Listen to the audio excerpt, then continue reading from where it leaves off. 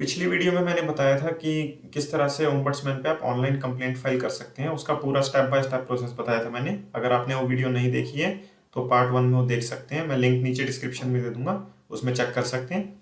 उसके आगे मैं ये वीडियो कंटिन्यू कर रहा हूँ कि आगे क्या डिसीजन रहा, कैसा रहा, क्या कुछ वो बताऊंगा इसमें। तो स्टार्ट करते हैं। ऑनलाइन कंप्लेंट फाइल करने के 3 या 4 महीने बाद मेरे पास इंश्योरेंस ओम्बड्समैन से एक लेटर आया घर पे। तो उसमें कुछ जो डॉक्यूमेंट्स मैंने अपलोड किए थे वही डॉक्यूमेंट्स वो रिपीटेडली दोबारा मांगे उन्होंने, सब फिजिकल फॉर्म में, फोटोकॉपीज सबकी। साथ में एनेक्जर 6A ये एक फॉर्म उन्होंने प्रोवाइड किया। इस फॉर्म को मुझे फिल करके ये भी देना था साथ में। और एक कंसेंट लेटर ये उन्होंने नहीं दिया, लेकिन मैं आपको प्रोवाइड करूंगा। ये 3 चीज चाहिए होती है, डॉक्यूमेंट्स, एनेक्जर 6A और एक कंसेंट लेटर। ये 3 चीजें आपको वापस में कुरियर करनी है ओम्बड्समैन पे, जिससे आपका केस आगे प्रोसेस हो जाएगा। ऑनलाइन कंप्लेंट उन्होंने ले तो ली, लेकिन उसको प्रोसेस ठीक से नहीं किया। वो फिजिकल डॉक्यूमेंट मांगते हैं, आपको पता है गवर्नमेंट एम्प्लॉयज कैसे होते हैं। तो डॉक्यूमेंट्स कौन कौन से चाहिए वो लिस्ट में आपको दिखा देता हूँ पूरी। ये सब डॉक्यूमेंट्स आपको प्रोवाइड करने पड़ते हैं। इसमें एक बार आपको समझा देता हूँ, इसमें कुछ ज़्यादा ही ओवर मांग रखे डॉक्यूमेंट, इतने नहीं देने होते। पॉलिसी कॉपी, जो आपकी लेटेस्ट पॉलिसी है, जो भी आपकी पॉलिसी अभी चल रही है जिसके अंदर आपका क्लेम का इशू चल रहा है, वो पॉलिसी की कॉपी चाहिए। इस ओल्ड पॉलिसी इसकी जरूरत नहीं है, सेकंड पॉइंट छोड़ दो, इतनी जरूरत नहीं है। ये टर्म्स एंड कंडीशन जो आपकी पॉलिसी की कॉपी होगी, क्योंकि पॉलिसी का डॉक्यूमेंट आता है पूरा कंपनी की तरफ से पीडीएफ, उसमें नीचे टर्म्स एंड कंडीशंस वगैरह भी लिखी होती हैं, तो वो भी आप इनको प्रोवाइड कर दीजिएगा। अपना आईडी प्रूफ, एड्रेस प्रूफ, जो आपके पास रिजेक्शन लेटर है कंपनी से, वो क्लेम रिजेक्ट होने के बाद आपने जो ग्रीवेंस सेल पे कंप्लेंट डाली, देखो प्रोसेस यही होता है। अगर कंपनी क्लेम रिजेक्ट करती है तो सबसे पहली कंप्लेंट आपकी जाएगी कंपनी के ग्रीवेंस सेल पे। वो ईमेल आईडी के थ्रू हो जाएगी आपकी कंप्लेंट। ईमेल आईडी मिल जाएगी वेबसाइट पे, या कस्टमर केयर से भी आप उनके ले सकते हैं। ग्रीवेंस पे कंप्लेंट कीजिए। अगर ग्रीवेंस क्लेम पास कर देता है तो ठीक है, अगर नहीं करता है तो जिस ईमेल पे कंपनी अपने रिजेक्शन का स्टैंस मेंटेन रखती है, वो ईमेल आपको सेव करके उसका प्रिंट आउट निकालना पड़ेगा। वो भी आपको प्रोवाइड करना पड़ेगा उस ग्रीवेंस सेल की कंप्लेंट का लेटर, रिप्लाई। ये वही चीज़ है, वही ईमेल आ जाएगी, दोनों पॉइंट उसी में कवर हो जाते हैं। एक आपको लेटर लिखना पड़ेगा जिसमें आपको पूरा अपनी प्रॉपर लिखना पड़ेगा कि कब आप एडमिट हुए थे, कौन सी बीमारी से एडमिट हुए थे, कैसे कैसे हुआ था सब। वही एक प्रॉपर आपको लेटर में सारी पूरी स्टोरी लिखनी पड़ेगी। वो लेटर आपको भेजना पड़ेगा। कुछ आजकल स्टार्टअप्स भी चल रहे हैं, इंश्योरेंस समाधान हो गए इस तरह के, तो उनके चक्कर में मत पड़ना। मैंने देख लिया उनको भी, कुछ नहीं है वो। मेरे दूसरी वीडियो के अंदर आप देख लीजिएगा, इंश्योरेंस समाधान के ऊपर मैंने रिव्यू भी दिया है किस तरह का उनका सिस्टम है। अपने शब्दों में अपनी कंप्लेंट लिखिएगा। इंश्योरेंस ओम्बड्समैन पे पूरी तरह एक्सेप्टेबल है। अगर और कोई ग्रीवेंस सेल के अलावा अगर और कोई किसी तरह की बात चली है कंपनी से, जैसे अगर आपने आईआरडीए पे कंप्लेंट करी है तो वो भी आप भेज सकते हो, चाहो तो। नहीं भेजो तो भी कोई दिक्कत नहीं। फॉर्म 6 से जो मैंने बताया आपको, अनेक्जर 6 से, इस तरह का ये एक अनेक्जर आपको, जो कोरियर हमारे पास आता है ओम्बड्समैन से कंप्लेंट एक्सेप्ट होने के बाद, तो इस तरह का एक अनेक्जर फॉर्म वो देते हैं। तो आप ये अनेक्जर फॉर्म, इसमें बस डिटेल्स आपको थोड़ी मॉडिफाई करनी पड़ेंगी, नेम वगैरह ये सब चीज़ें आपको लिखनी पड़ेंगी। अपना वर्ड डॉक्यूमेंट में आप इसको कन्वर्ट करके, या इस तरह का आप टाइप करके बना सकते हैं लेटर, जैसे name, telephone number, insurance company, ये तो ईजी है। पॉलिसी नंबर हो गया, सब्जेक्ट छोटा सा बहुत शॉर्ट में लिख देना कि क्लेम रिजेक्ट हुआ है, इतने का क्लेम था, इतना रिजेक्ट हुआ तो इसलिए मैं कंप्लेंट फाइल कर रहा हूँ, बस इतना। इसमें आपने कंप्लेंट कब फाइल करी थी, सब आपने, मतलब आपने क्लेम कब फाइल किया था कंपनी पे, वो डेट डाल देना, वो डेट डाल दीजिएगा। रिप्लाई ऑफ द कंपनी, जो लास्ट ग्रीवेंस सेल ने जो आपको लास्ट रिप्लाई दिया है, जिसपे अपना स्टैंस उन्होंने रिजेक्शन का मेंटेन रखा है, वो डेट इस पे डाल दीजिएगा। कोई और आपने कहीं और किया है तो उसकी हल्की सी डिटेल दे दीजिएगा। कितना लॉस है, कितने का क्लेम मांगते हैं वो। अच्छा, इसके अंदर ये ध्यान रखिएगा, जैसे अगला ऑप्शन भी है क्वांटम ऑफ रिलीफ सॉर्ट। इसमें ओम्बड्समैन पे जब भी आप कंप्लेंट करते हैं, जितना आपका एक्चुअल में क्लेम अमाउंट है, जितना आप मांगते हैं उतना ही मिलेगा। अगर आप इसमें कहेंगे कि मुझे विद इंटरेस्ट मिले या विद कंपेंसेशन मिले, वो सब चीज़ें यहाँ पे नहीं मिलेंगी। यहाँ पे सिर्फ क्लेम अमाउंट मिलेगा, उससे ज़्यादा कुछ नहीं। अगर आप इंटरेस्ट, कंपेंसेशन वगैरह भी चाहते हैं तो आपको कंज्यूमर कोर्ट जाना पड़ेगा। ओम्बड्समैन पे सिर्फ क्लेम अमाउंट मिलता है, नथिंग एल्स। तो आप इसके अंदर वही अमाउंट अपना लिखिएगा जितना आप क्लेम मांगते हैं, जितना आपका रिजेक्ट हुआ है या शॉर्ट सेटल हुआ। अगर मान लीजिए क्लेम था 2 लाख का, कंपनी ने 1.5 लाख पास किया, तो अपना 50,000 का इसमें अमाउंट लिख सकते हैं कि 50,000 दीजिए इसमें। शॉर्ट सेटलमेंट ऑफ क्लेम कहते हैं उसको। ये 10th पॉइंट में पर्टिकुलर्स ऑफ, ये ग्रीवेंस सेल पे लिख दीजिएगा कि I complain to grievance cell, but Hindi में भी लिख सकते हैं, ऐसा जरूरी नहीं है इंग्लिश में आपको करना है। अगर इंग्लिश में लिखा है तो आप हिंदी में भी इस फॉर्म का आंसर दे सकते हैं, हिंदी में चीज़ें लिख सकते हैं। तो इसमें लिख दीजिएगा ग्रीवेंस सेल पे आपने कंप्लेंट की थी और वो वहाँ से रिजेक्ट ही रहा क्लेम, उन्होंने चेंज ही नहीं किया, क्लेम पास अप्रूव नहीं किया फिर भी। बस ये क्लेम, इसकी ज़रूरत नहीं है। बस ये सारे ये डिक्लेरेशन है आपकी तरफ से, जो आपको कॉपीज इनक्लोज करने को बोली हैं वो सब चीज़ें, वही सब डॉक्यूमेंट्स है, अपना सिग्नेचर कर दीजिएगा।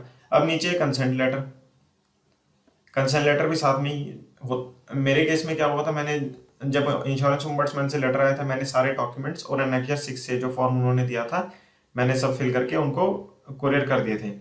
अब ऑलमोस्ट हाँ शायद 2 महीने बाद उनका फिर से एक लेटर आया, एक कंसेंट लेटर था उसके अंदर कि हियरिंग शेड्यूल करना चाहते हूँ ओम्बड्समैन, तो मेरा कंसेंट मांग रहे थे कि मैं रेडी हूँ इसके लिए, मैं कंसेंट देता हूँ हियरिंग के लिए। तो मुझे उसका कंसेंट लेटर का 10 दिन के अंदर अंदर कुरियर वापस करके रिप्लाई करना था, तो मैंने किया। उसके बाद जाके हियरिंग शेड्यूल है। तो इससे बार बार इसमें टाइम भी वेस्ट होता है, कुरियर चार्जेस भी आपके वेस्ट होते हैं। तो आप एक ही बार में, इसलिए मैंने सारा कुछ अटैच कर दिया।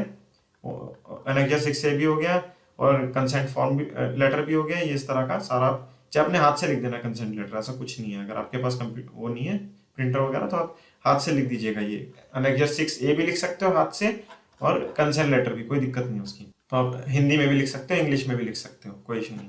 तो आप ये सब अब डॉक्यूमेंट्स दिखा देता हूँ फिर से, जो भी आपके क्लेम डॉक्यूमेंट्स है जो मैंने आपको बताए समझाए, एनेक्स 6 से कंसेंट लेटर, ये 3 चीज़ें, ये सब चीज़ें आपको हॉस्पिटल से प्रोवाइड हो जाएगी। पूरी हॉस्पिटल से फाइल मिलती है अगर आपके पास है। अगर आपने जब क्लेम डॉक्यूमेंट सबमिट करे थे कैशलेस था, तो हॉस्पिटल से आपको एक फाइल मिल जाती है, फोटोकॉपी या पीडीएफ दे देते हैं ईमेल पे जैसे भी।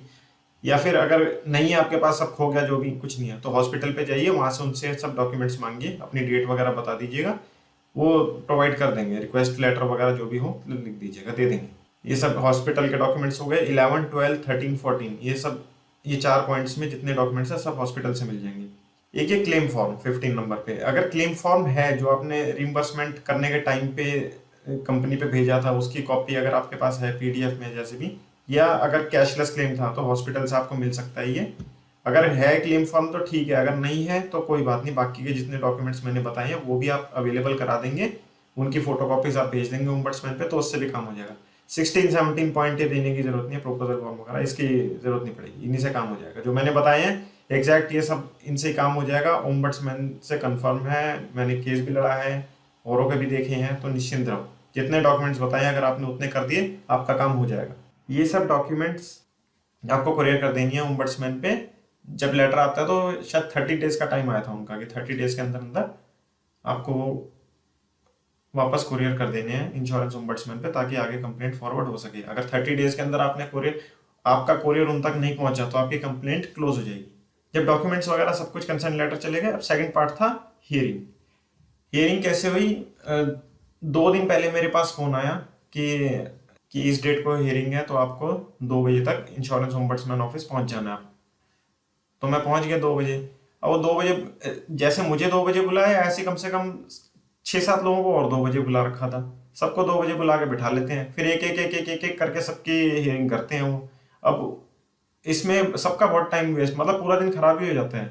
1 बजे घर से निकलते हैं और फिर शाम को 6-7 बजे ही जाते हैं घर आते आते। उनकी हियरिंग 4, क्या पता कब बुलाएं। अब वो जा भी नहीं सकते, किसी भी टाइम किसी को भी बुला सकते हैं। तो ये बड़ा दिक्कत है ओम्बड्समैन में। वहाँ अगर फिजिकल हियरिंग के लिए आप जा रहे हो तो वहाँ इशू है। अब फिजिकल हियरिंग भी कैसी थी, जब हियरिंग स्टार्ट हुई तो एक वीडियो कॉल के ऊपर हियरिंग हुई पूरी। तो उन्होंने कंप्यूटर स्क्रीन पे मुझे बिठा दिया हेडफोन लगा के, और एक तरफ इंश्योरेंस ओम्बड्समैन थी, दूसरी तरफ इंश्योरेंस कंपनी का रिप्रेजेंटेटिव था। अच्छा, रिप्रेजेंटेटिव वो नहीं होता, जैसे कई लोगों के केस में क्या होता है, इंश्योरेंस कंपनी की तरफ से वेरिफिकेशन भी होती है। आप क्लेम फाइल करते हैं तो एक पर्सन आता है घर पे, क्लेम फॉर्म, एक वो आपसे कुछ फॉर्म में उल्टी सीधी चीज़ें पूछता है कि कब एडमिट हुए, कैसे एडमिट हुए, क्या बीमारी थी, कैसे गई है, उल्टे सीधे सवाल पूछते हैं वेरिफिकेशन के लिए। तो वो पर्सन नहीं होता उसके अंदर, रिप्रेजेंटेटिव दूसरे होते हैं। कंपनी की अपनी एक लीगल टीम होती है, उस लीगल टीम में से कोई एक पर्सन होता है जो आपका बायोडाटा निकाल के बैठा होता है कि क्लेम में इन्होंने क्या क्या कर रखा है, क्या था, वो चीज़ें वो सामने रखता है इंश्योरेंस ओम्बड्समैन के। तो इसमें सबसे पहले आपसे आपका पक्ष पूछा जाएगा, ओम्बड्समैन आपसे पूछेगी जी आपकी अपने कंप्लेंट बताइए, शॉर्ट में बता दीजिएगा जी इस तरह से कंप्लेंट थी मेरी, इतने का क्लेम रिजेक्ट हुआ तो इसलिए मैंने कंप्लेंट फाइल की। फिर इंश्योरेंस कंपनी से पूछा जाएगा कि आप बताइए अब आपका क्या व्यू है, तो वो बता देंगे किस तरह से। वो इतना ध्यान रखिएगा, इंश्योरेंस कंपनीज उसमें झूठ भी बोलती हैं। लीगल टीम में जो सामने पर्सन बैठा उसको तो पता ही नहीं, उसको तो जो डॉक्यूमेंट में लिख के दे रखा है वो तो वही पढ़ देता है। तो लेकिन जो कंपनी के लोग हैं वो उसमें गलत चीज़ें भी लिखवाते हैं, आपको झूठ बोला जाएगा।